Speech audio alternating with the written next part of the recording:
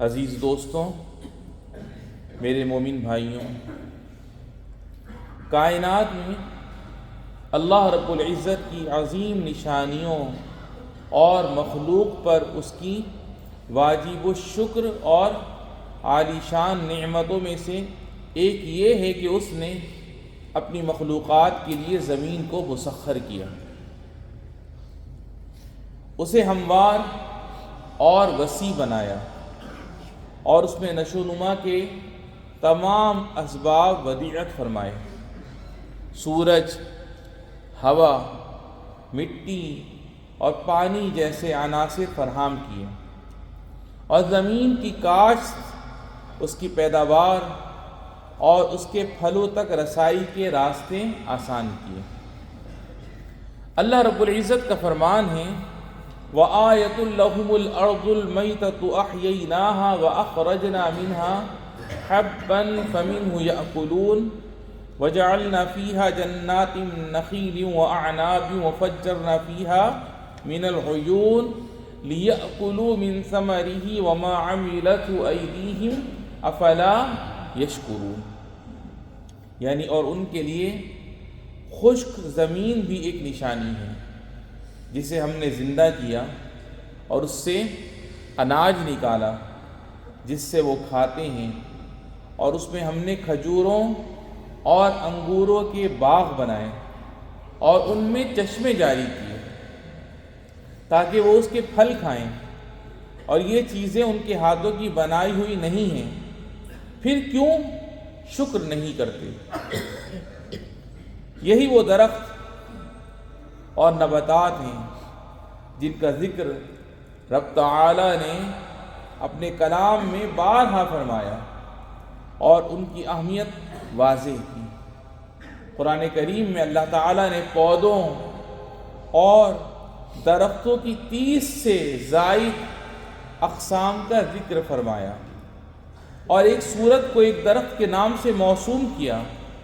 رب تعالی کا ارشاد ہے والتین والزیتون، یعنی قسم ہے انجیر اور زیتون۔ اسی طرح اللہ رب العزت نے زمین کی کاشت اور فصلوں کی نشو و نما کے مراحل بھی بیان کیے تاکہ ہم ان کی اہمیت کو سمجھیں اور ان کے عظیم فوائد کا ادراک کریں۔ چنانچہ فرمایا فَلْيَنْظُرِ الْإِنسَانُ إِلَىٰ طَعَامِهِ أَنَّا صَبَبْنَا الْمَاءَ صَبًّا ثُمَّ شَقَقْنَا الْأَرْضَ شَقًّا فَأَنبَتْنَا فِيهَا حَبًّا وَعِنَبًا وَقَضْبًا وَزَيْتُونًا وَنَخْلًا وَحَدَائِقَ غُلْبًا وَفَاكِهَةً وَأَبًّا مَتَاعًا لَكُمْ وَلِأَنْعَامِكُمْ، یعنی پس انسان کو اپنے کھانے کی طرف غور کرنا چاہیے کہ ہم نے اوپر سے پانی برسایا، پھر ہم نے زمین کو چیر کر پھاڑا، پھر ہم نے اس میں اناج اگایا اور انگور اور ترکاریاں اور زیتون اور کھجور اور گھنے باغ اور میوے اور گھاس تمہارے لیے اور تمہارے چوپایوں کے لیے سامان حیات۔ تو میرے بھائیوں، اللہ کے بندوں، زمین ہی سے آپ کا کھانا اور غذائیں فراہم ہوتی ہیں، آپ کا لباس اور دوائیں مہیا ہوتی ہیں، آپ کو سایہ اور گرمی کا سامان میسر ہوتا ہے، اور اسی کے ذریعے اللہ تعالیٰ مٹی کو مضبوط کرتا ہے، ہواؤں کو صاف کرتا ہے اور آپ کے دلوں کو خوشی بخشتا ہے۔ کیا آپ نے اپنے رب کے اس فرمان پر غور نہیں کیا؟ وَالْأَرْضَ مَدَدْنَاهَا وَأَلْقَيْنَا فِيهَا رَوَاسِيَ وَأَنبَتْنَا فِيهَا مِن كُلِّ زَوْجٍ بَهِيجٍ، یعنی اور ہم نے زمین کو بچھا دیا اور اس میں مضبوط پہاڑ ڈال دیے اور اس میں ہر قسم کی خوشنما چیزیں اگائیں۔ اور کیا آپ نے رب تعالیٰ کے اس فرمان میں تدبر نہیں کیا؟ امن خلق السماوات والارض وانزل لكم من السماء ماء فانبتنا به حدائق ذات بہجہ، یعنی بھلا کس نے آسمان اور زمین بنائے اور تمہارے لیے آسمان سے پانی اتارا، پھر ہم نے اس سے رونق والے باغ اگائے۔ اللہ کے بندوں، ہمارے دین حنیف کی زراعت کے ساتھ وابستگی کا ایک مظہر یہ ہے کہ اللہ رب العزت نے قرآن کریم میں حضرت یوسف علیہ السلام کی زراعت کی ترغیب اور اس کے لیے ان کی دلچسپی کو ہمیشہ کے لیے محفوظ فرما دیا۔ جب انہوں نے فرمایا قال تزرعون 7 سنین دأبا، یعنی کہا تم 7 برس تک لگاتار کھیتی باڑی کرو گے، اور ہمارے نبی صلی اللہ علیہ وسلم نے بھی اس اہمیت کو مزید اجاگر کیا اور خود زراعت کا عملی مظاہرہ پیش کیا اور اپنی سنت میں ہمیں اس کی ترغیب دی۔ چنانچہ آپ صلی اللہ علیہ وسلم نے ہر انسان کو اپنی زمین زراعت کے ذریعے استعمال میں لانے کی دعوت دی اور فرمایا من کانت لہ ارض فلیزرعها، یعنی جس کے پاس زمین ہو وہ اسے کاشت کرے۔ اسی طرح آپ صلی اللہ علیہ وسلم صحابہ کرام کی زمینوں کی بھی خبر گیری فرماتے اور ان سے دریافت فرماتے کہ وہ اپنی زمینوں پر کیا عمل کر رہے ہیں، اور انہیں فرماتے ازرعوها او ازرعوها،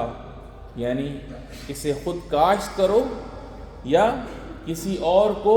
کاشت کے لیے دے دو۔ اور جب حضرت سلمان فارسی رضی اللہ عنہ نے نبی کریم صلی اللہ علیہ وسلم کی خدمت میں حاضر ہو کر 300 کھجور کے درخت لگانے کی خواہش کا اظہار کیا تو نبی کریم صلی اللہ علیہ وسلم نے اپنے صحابہ سے فرمایا اعینوا اخاکم، یعنی اپنے بھائی کی مدد کرو۔ چنانچہ صحابہ کرام علیہم الرضوان نے ان کی مدد کی، ہر شخص اپنی استطاعت کے مطابق کھجور کے پودے لایا۔ رسول اللہ صلی اللہ علیہ وسلم نے حضرت سلمان رضی اللہ عنہ کو حکم دیا کہ ان کے لیے گھڑے کھودیں اور فرمایا فَإِذَا فَرَغْتَ فَأْتِنِي أَكُونُ أَنَا أَدَعُهَا بِيَدَيَّ، یعنی جب تم فارغ ہو جاؤ تو میرے پاس آنا، میں خود انہیں اپنے ہاتھوں سے لگاؤں گا۔ سبحان اللہ۔ حضرت سلمان رضی اللہ عنہ فرماتے ہیں میں نے گڑھے کھودے اور میرے ساتھیوں نے میری مدد کی، یہاں تک کہ جب ہم فارغ ہو گئے تو نبی کریم صلی اللہ علیہ وسلم میرے ساتھ وہاں تشریف لائے، ہم آپ کے قریب کھجور کے پودے لاتے اور آپ صلی اللہ علیہ وسلم انہیں اپنے دست مبارک سے لگاتے رہتے، یہاں تک کہ سب مکمل ہو گئے۔ قسم اس ذات کی جس کے قبضے میں سلمان کی جان ہے، ان میں سے ایک بھی درخت خشک نہیں ہوا۔ سبحان اللہ۔ کیا ہی عمدہ سماجی طرز عمل کی مثال ہے جس کی پیروی کرنا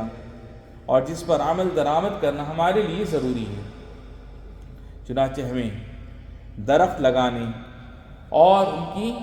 دیکھ بھال پر توجہ دینی چاہیے، کیونکہ یہ نہ صرف ہمارے لیے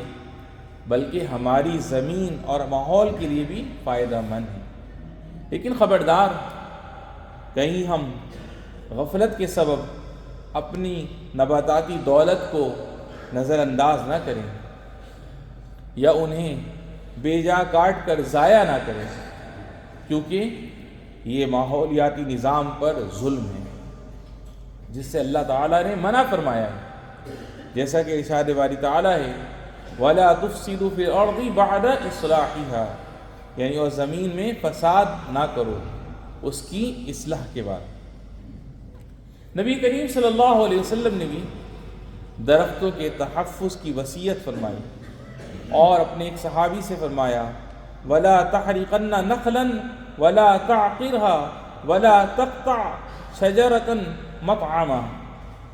یعنی کھجور کے درختوں کو نہ جلاؤ، نہ کاٹو، اور نہ ہی پھلدار درختوں کو نقصان پہنچاؤ۔ اے اللہ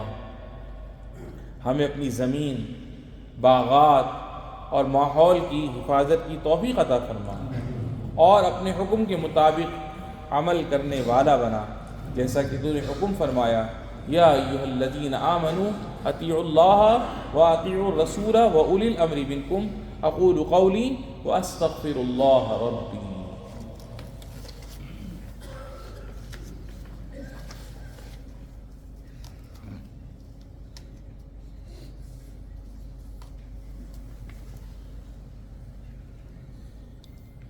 الحمد للہ العلی الاعلی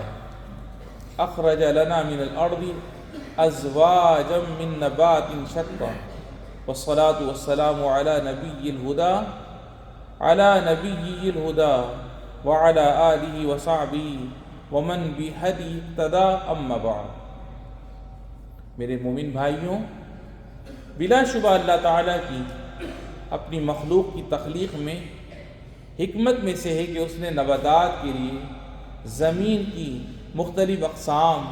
اور موسم کے جدا جدا حالات فراہم کیے ہیں تاکہ ان کی پیداوار میں اضافہ ہو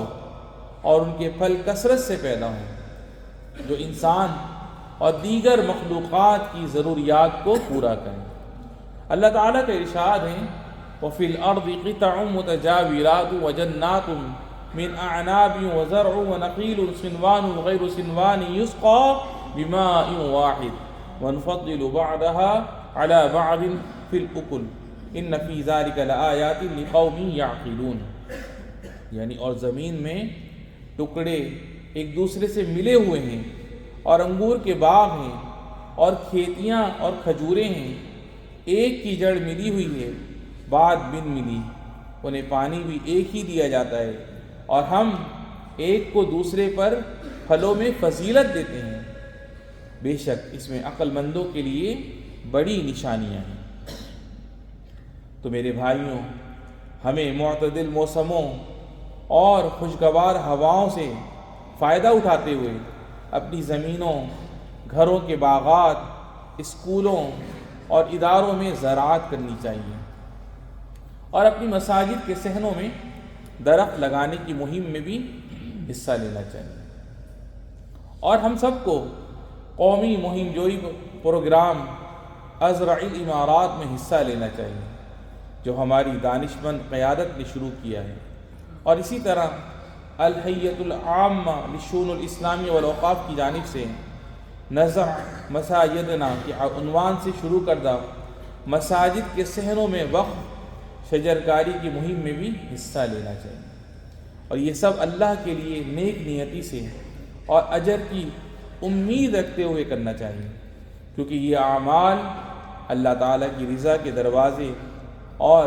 صدقات و تقرب الی اللہ کی قسموں میں شامل ہیں۔ نبی کریم صاحب خلق عظیم صلی اللہ علیہ وسلم نے فرمایا ما من مسلم یغرس غرسا او یزرع زرعا فیأکل منه طیر او انسان او بہیمہ الا کان له به صدقہ، یعنی کوئی مسلمان ایسا نہیں جو درخت لگاتا ہے یا بیج بوتا ہے اور پھر اس میں سے پرندہ، انسان یا جانور کچھ کھاتا ہے مگر اس کے لیے اس کا صدقہ لکھا جاتا ہے۔ سبحان اللہ۔ تو میرے بھائیوں، یہ بہت عظیم صدقہ ہے جس کا ثواب ہمیشہ کے لیے جاری رہتا ہے، اور یہ صاحب عمل کے لیے صدقہ جاریہ بن جاتا ہے۔ چنانچہ اچھا درخت لگانا انسان کے درجات بلند کرتا ہے اور اس کے نیک اعمال میں اضافہ کرتا ہے،